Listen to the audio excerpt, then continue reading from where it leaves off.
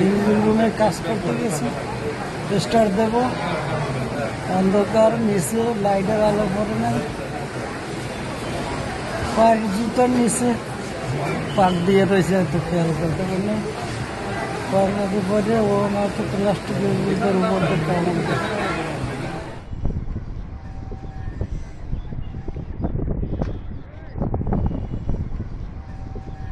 সে গেছিল ইঞ্জিন রুমে, ইঞ্জিনটা স্টার্ট দিতে তৎক্ষণিকভাবে ডাক দিতে সাথে কামড়।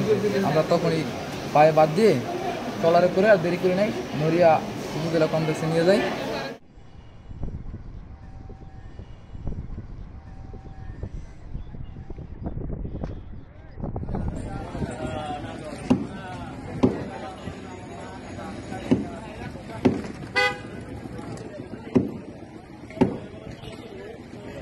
উপসর্গ নিয়ে এসে নড়িয়া হাসপাতালে যায়।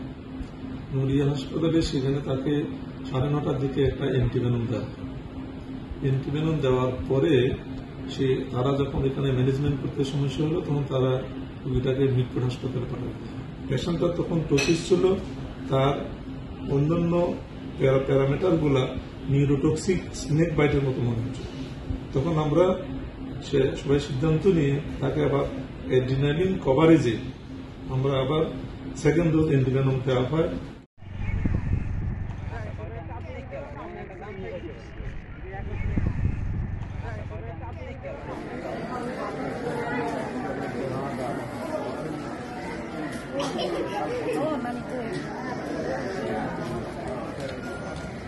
Oh,